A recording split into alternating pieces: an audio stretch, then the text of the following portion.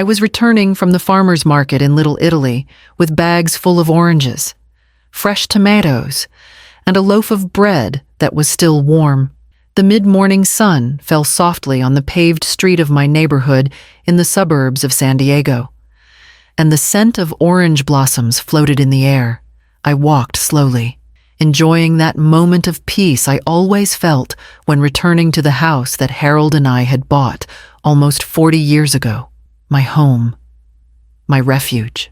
When I reached the door, I inserted the key as I did every day, expecting to hear the familiar click of the lock. But the key didn't turn.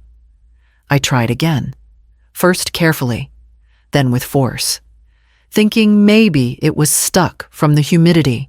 Nothing. The lock didn't respond. A chill ran down my spine.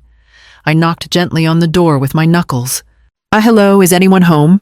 Then, the living room window opened, and Vanessa's face appeared, my daughter-in-law, with an icy smile I'd never seen on her before. Mrs. Eleanor, you can't come in anymore. This house is ours. I stood frozen, not understanding. What do you mean yours? This is my house, I said, my voice trembling between rage and disbelief. Before I could react, an unfamiliar man peered out from inside the living room. He was dressed in a light suit and carried a folder under his arm. Good morning, he said, in a professional tone. I'm here to appraise the property. I felt the ground disappear beneath my feet. Not only were they kicking me out of my house, but they were trying to sell it without me knowing anything about it. I leaned my hand against the wall to keep from losing my balance. Vanessa looked at me as if I were an annoying visitor. You'd better find somewhere to stay, ma'am, she added, without a shred of compassion. Some neighbors peeked out from behind their blinds. I saw the eyes of Mrs. Margaret, who lived across from me, full of surprise and pity. Others whispered, as if witnessing a spectacle. My hands began to tremble. I hugged the market bags against my chest, feeling my world crumbling in front of everyone. In that moment, I knew my life had just changed, and that my son and his wife had crossed a line from which there would be no turning back. With my heart pounding, I took a step back, without taking my eyes off the window, while inside me a decision grew that would soon lead me to the next step. I'd barely taken a few steps toward the sidewalk when I heard the engine of a car approaching. It was Marcus's. My son parked in front of the house, got out slowly, and avoided looking me in the eyes. He wore that tense expression that always appeared when he didn't know how to face me. Mom, he murmured, almost voiceless. Before I could say anything, Vanessa leaned out from the window, projecting her voice with brazenness. Your mother doesn't understand anymore. This house is too big for her. I felt a knot in my throat. Marcus lowered his head, as if those words didn't hurt him, and mechanically repeated the same speech. Mom, it's for the best for everyone. You should look for a small apartment. I looked at him without recognizing the boy I'd raised. It was as if my son had disappeared, replaced by a man without character, incapable of defending me against his wife. I felt loneliness envelop me, dense and icy, while around me the entire neighborhood seemed to turn into a stage of hidden glances. The blinds moved discreetly, but no one dared say a word. No one except Mrs. Margaret. I saw her cross the street slowly, with her cane in hand, and she approached close enough to whisper to me, Eleanor, call the police. This is illegal. Her firm voice gave me back a thread of strength amid so much humiliation. I straightened up, though my hands were still trembling. Vanessa closed the window with a sharp slam, like someone putting an end to a discussion that hadn't even started, with my heart constricted. I turned around and began walking down the street. I didn't know where to go. Each step echoed on the pavement stones, heavy and silent. I reached the corner diner, where the aroma of freshly brewed coffee hit me like a reminder that life continued, even though mine seemed to be on hold. Are you okay? Mrs. Eleanor? The owner asked me, with a mix of pity and concern. I didn't respond. I just pointed to the payphone by the wall and dialed the numbers with trembling hands. It was the first time in my life I'd felt the need to call the police because of my own family. And I knew that act would change the course of everything that came after. I dialed the emergency number with rigid fingers, feeling each tone from the receiver pierce my chest. I explained the situation with a broken voice. My daughter-in-law had changed the locks and wouldn't let me into my own house. The operator listened in silence and assured me they'd send a patrol right away. Not even 20 minutes passed before I saw the local police car arrive. 2 officers, Officer Ramirez and Officer Hayes, got out with firm steps and approached me. I felt a little safer, as if finally someone was going to give me back the justice they were taking from me. They rang the doorbell, and after a few seconds, the door opened. Vanessa appeared with an expression completely different from the cruel smile she'd given me earlier. Now she seemed like the perfect daughter-in-law. Officers, good afternoon. What a surprise. My mother-in-law is confused. Lately, she forgets things and gets nervous. My blood boiled. That's a lie, I protested. My memory is perfect. This is my house. Then Vanessa, with a rehearsed gesture, pulled out some papers from a blue folder. Here are the deeds. Officers, everything is in my husband Marcus's name.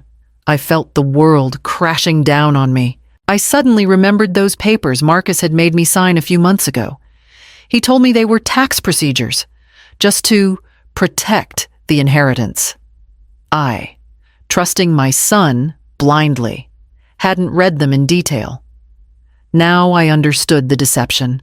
Officer Ramirez leafed through the documents and then looked at me with a mix of compassion and protocol. Ma'am, legally this property is in your son's name. It's a civil matter, not criminal. I felt an emptiness in my stomach, as if all the air on the street had vanished. There were no blows, no physical violence, and that's why the law couldn't do anything for me at that moment.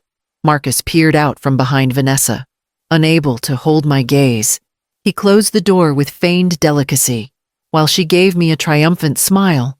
I was left alone on the sidewalk, hugging my market bags, feeling the chill of that humiliation pierce my bones, and that I had to find another way to recover what was mine. Mrs. Margaret opened the door without asking questions. Her house smelled of vegetable soup and old wood. I sat on her narrow sofa, feeling my legs barely holding me up. She brought me a light blanket and a cup of tea, and only said, "Calm down, dear, breathe." I looked out the window toward my house. The living room light was on, and I saw shadows moving inside. Strangers walked on the floor I'd cleaned for almost 40 years, touching the walls where my memories hung. I felt a knot in my stomach and a dull ache in my chest. My eyes landed on the photo album Mrs. Margaret kept on her side table. I opened it as if it were mine, and immediately, like a reflex, I thought of the one I had in my house. I closed my eyes and let the memories take me back to 1983, when Harold and I finished building the walls of our home.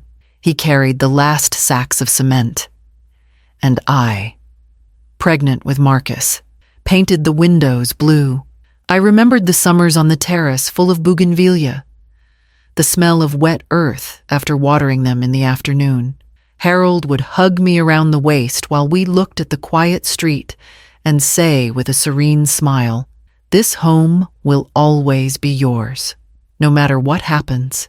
That promise accompanied me throughout my life. And now, seeing my house lit up by strangers, I felt like I'd failed him. The tears began to fall without me being able to stop them. I covered my face with my hands and let out a deep, muffled sob. While the pain mixed with rage, I approached the window again and swore in silence that I wouldn't let Vanessa and Marcus erase the history of my life. I wouldn't allow the place where Harold and I built our dreams to become a trophy for their ambition. That night, while the light in my house remained on. I began to feel the sadness transform into a determination that would mark the next step. Dawn in San Diego arrived gray, with low clouds that seemed to reflect the weight I carried in my heart. I opened my eyes on Mrs. Margaret's sofa, with the blanket falling to the floor. And for the first time since everything started, I didn't feel just fear, but a determination that ran through me entirely. I knew I couldn't keep crying like a shadow of myself. I had to act. I sat up slowly, mentally reviewing every memory of my house, every word from Harold, every smile from my son when he was a child. I took a deep breath and dialed a number I'd kept in my memory for years, that of Lawrence Whitaker, my husband's old lawyer and friend. I wasn't sure he'd want to help me, but I couldn't sit idly by while they stole my life. "Eleanor, what's wrong?" His grave voice answered on the other end. As soon as I started telling him, his tone changed immediately. "Calm down. I'm on my way." An hour later, he was sitting across from me in Margaret's kitchen, carefully reviewing every paper I'd managed to rescue from my folders. When he got to the part about the deeds, he frowned. "Here's the first problem: the house is in Marcus's name." My stomach tightened, though I already knew that. Then he pulled out his laptop and, after some consultations, looked at me seriously. "Eleanor, there's something worse. Vanessa has already signed pre-sale contracts with a real estate agency. If we do nothing, in weeks this house could stop being yours forever." I felt short of breath, but before fear could take over me, Lawrence placed his hand on mine. "Listen to me carefully. This is fraud and elder abuse. We can win." His words ignited a spark in me that I thought was extinguished. It wasn't just my house anymore. It was my dignity, my entire life, and I understood that I was willing to face my own blood if necessary. With that certainty, we began to plan the first move that would change everything. 2 days later, Dawn in San Diego found me dressed in courage, with the provisional restitution court order in hand. Beside me, Lawrence walked with firm steps, followed by 2 National Guard officers and a locksmith carrying his toolbox. My heart was beating so hard, I felt its echo in my ears. When the locksmith rang the doorbell, I heard calm footsteps on the other side. The door opened, and Vanessa appeared, wrapped in an ivory silk robe, with her hair tied back and a cup of coffee in hand. She looked at me as if I were a ghost she hadn't expected to see. "Mrs. Eleanor," she said, with feigned surprise. "Back here again." Lawrence stepped forward without flinching and showed her the official document. "By court order, Mrs. Eleanor Hargrove regains immediate access to her property." I saw the confidence drain from her face. She paled, and her lips trembled before trying to articulate a protest. This has to be a mistake." Officer Ramirez, the same one who days before had looked at me with compassion, spoke in a firm tone. "There's no mistake. You must allow the owner to enter." The door opened fully, and I crossed the threshold with a knot in my throat. The air inside the house was a mix of fresh paint and cheap cologne. My eyes scanned the room. My photos with Harold were piled in boxes, as if our history had become a nuisance. The cushions were new, and the smell of recent varnish screamed that they'd tried to erase every corner of my life. I walked to the window overlooking the patio and saw the empty pots where my bougainvillea had once bloomed. I swallowed hard and took a deep breath. For the first time in days, I was in my house, but the feeling of strangeness was unbearable. I turned to Lawrence, who nodded discreetly. I knew recovering the key was just the beginning. That moment wasn't the final victory, but the first step in a battle that was just starting, and that I was determined to win. I'd barely crossed the living room when Marcus appeared from the hallway. With his head down and shoulders hunched, Vanessa followed closely, trying to put on a smile that no longer came naturally. "Mom," Marcus said in a low voice, "all this was for your own good. You don't need so much space." "Yes, Mrs. Eleanor," Vanessa added, feigning sweetness. "We wanted you to be more comfortable, in a small apartment, without so many stairs." I looked at them without responding. My silence unsettled them more than any shout. I walked to the kitchen, looking for a glass of water, and there I saw it an open envelope on the table, with papers that shouldn't have been in plain sight. I took it with steady hands and read slowly, "Sales contract," with my address written in large letters. Below, a detailed list. Every piece of furniture in the house had a price assigned. From my old rocking chair to the hallway lamp that I'd bought with Harold on our first anniversary, my heart skipped a beat. I felt the blood rush to my face, but I kept reviewing the documents. Among them, I found another paper that chilled my blood, a power of attorney with my signature.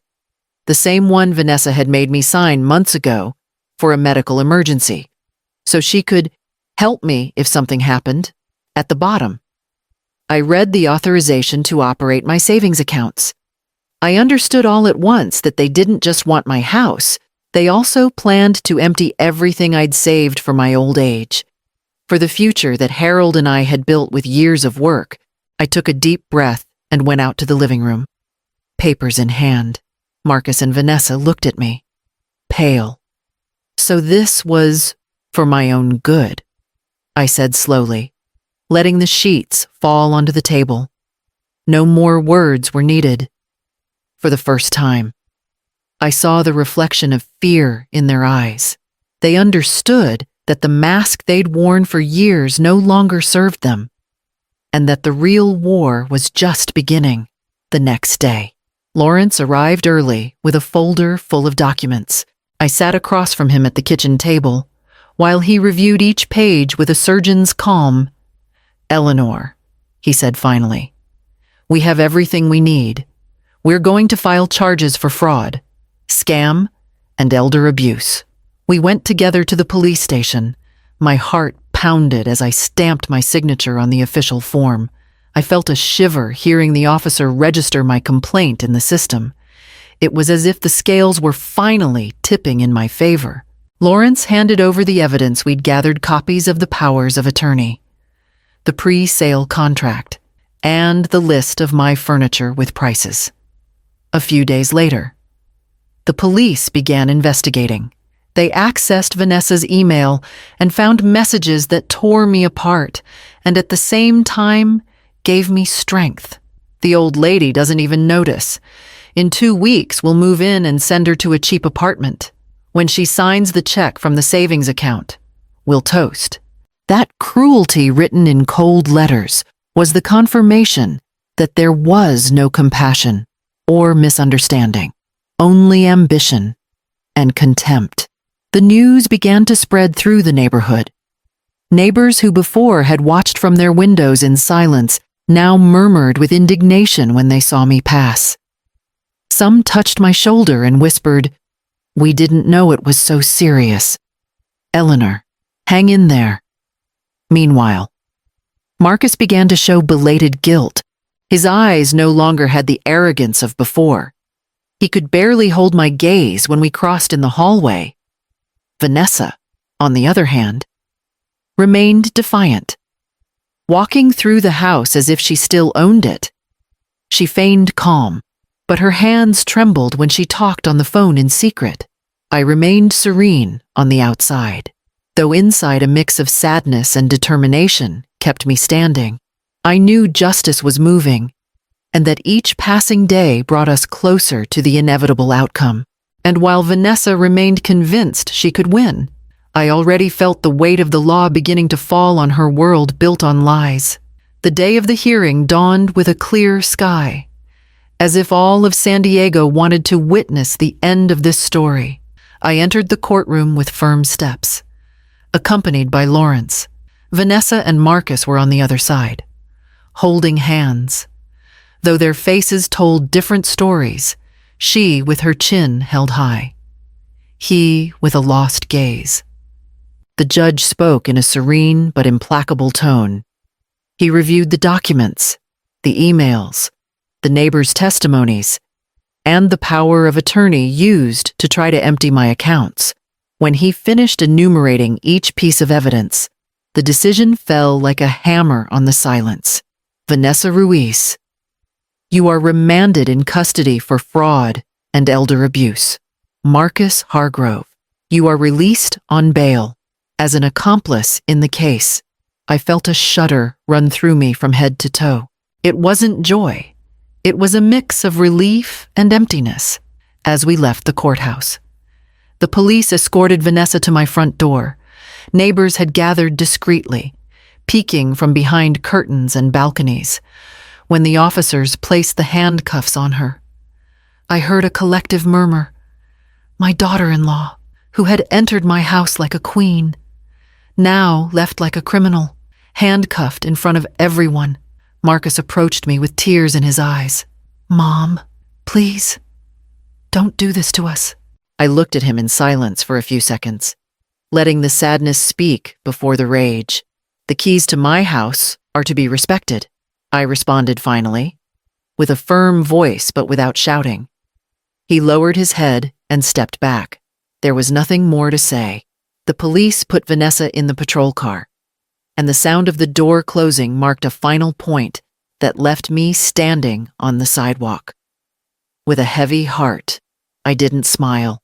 I only felt that a chapter of my life was closing, loaded with betrayal and loss, while a new stage opened before me, one in which I'd have to learn to live with my solitude and the newly recovered freedom. Several months passed since that day in front of the door. Calm returned little by little. As if the house was breathing with me again, I started by opening the windows and letting in the light. As if I wanted to clean every corner of the bitter memories, I dusted off the old albums and hung Harold's photos back in the hallway. His smile returned to the walls, and with it, my sense of belonging. In the patio, the pots that Vanessa had emptied filled with color again. I planted red geraniums and purple bougainvillea, just like in the first summers of our marriage. Every afternoon, while watering the plants, I felt life taking root again, and that my home was healing along with me. Over time, my house stopped being just a personal refuge. I began receiving visits from elderly people in the neighborhood who had gone through stories similar to mine abandonments, silent betrayals, evictions disguised as family decisions. I offered them coffee, a hot meal, a space where they could talk without feeling shame. Those impromptu gatherings became the start of something bigger. One day, while watching the sun fall on the facade and listening to the laughter of two elderly people sharing memories in my living room, I knew it. It was time to take one more step. I sold part of the land I'd inherited and opened the Harold and Eleanor Foundation, a project to offer temporary housing to elderly people evicted by their own families. My house was the first meeting point, a place where every room held not only my story, but now that of many who sought an embrace and a safe roof. As I closed the door that night, I felt that, although I'd lost my son, I'd gained something deeper, a family that truly knows how to care for a home, and I understood that my life had finally found a new purpose.